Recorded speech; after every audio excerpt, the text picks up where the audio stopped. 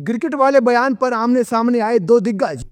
UP विधानसभा में गूंजे तीखे शब्दों के बाद योगी आदित्यनाथ ने खोला विपक्ष पर सियासी प्रहार। महिला आरक्षण पर छिड़ी जोरदार तकरार, सदन बना अखाड़ा, आरोपों की बौछार। एक तरफ सत्ता का सीधा हमला तेज, दूसरी तरफ अखिलेश यादव का पलटवार भी जबरदस्त। सियासत गर्म, बयान हुए तलवार। यूपी की राजनीति में फिर चढ़ा बड़ा संग्राम। जी हाँ दोस्तों, उत्तर प्रदेश की राजनीति में एक बार फिर तीखी बयानबाजी ने माहौल गर्मा दिया है। विधानसभा के विशेष सत्र में मुख्यमंत्री योगी आदित्यनाथ ने समाजवादी पार्टी और कांग्रेस पर जोरदार हमला बोला। मुद्दा था महिला आरक्षण और महिलाओं के प्रति राजनीतिक दलों का रवैया।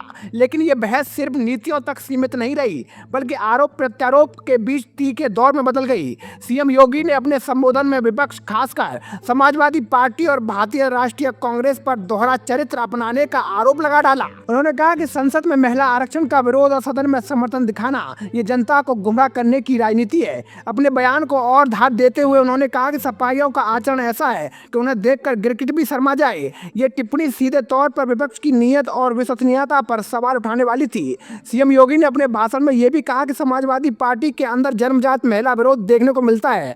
उन्होंने पुराने घटनाक्रमों का जिक्र करते हुए कहा कि जब जब सपा सत्ता में रही तब तब महिलाओं के खिलाफ अत्याचार के मामले बढ़े। देख सपाई बिटिया घबराई जैसे नारों का उल्लेख करते हुए उन्होंने विपक्ष पर महिला सुरक्षा को लेकर अति संवेदनशील होने का आरोप लगाया। साथ ही उन्होंने गेस्ट हाउस कांड जैसे मामलों को याद दिलाकर सपा और कांग्रेस के पुराने रिकॉर्ड पर भी सवाल खड़े किए।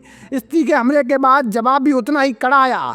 सपा प्रमुख अखिलेश यादव ने सोशल मीडिया प्लेटफॉर्म एक्स पर सीएम योगी के भाषण का वीडियो साझा किया और पलटवार करते हुए लिखा, जब वो सामने आईना रखकर बात करते हैं, खुद के राज दूसरों के समझ कर उगलते हैं। ये बयान सीधे तौर पर सीएम योगी के आरोपों को पलटने की कोशिश थी, जिसमें उन्होंने ये संकेत दिया था कि जो आरोप लगाए जा रहे हैं वे खुद सत्ता पक्ष पर भी लागू हो सकते हैं। अखिलेश यादव यही नहीं रुके, उन्होंने आगे लिखा कि जो मुकदमे मुख्यमंत्री जी ने अपने ऊपर से वापस लिए थे उनकी लिस्ट याद करके वो खुद पढ़ेंगे या हम किसी से पढ़वा दें, सदन में या सड़क पर। यह बयान राजनीतिक रूप से बेहद महत्वपूर्ण है, क्योंकि इसमें व्यक्तिगत और प्रशासनिक फैसलों को लेकर सीधा सवाल उठाया गया। इससे साफ है कि ये बहस अब सिर्फ नीतिगत मुद्दों से आगे बढ़कर व्यक्तिगत आरोपों तक पहुंच चुकी है। विधानसभा के अंदर भी इस बयानबाजी का असर देखने को मिला।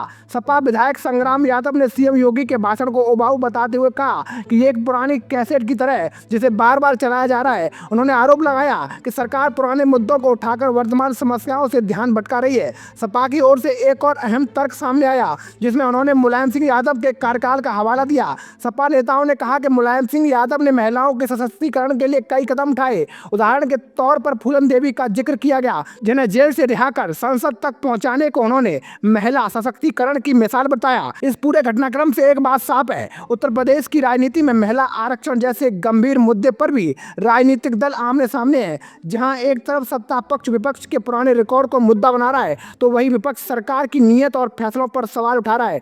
असल सवाल यह है कि इस राजनीतिक टकराव के बीच महिला आरक्षण और महिला सुरक्षा जैसे मुद्दों पर ठोस समाधान कितना आगे बढ़ पाएगा।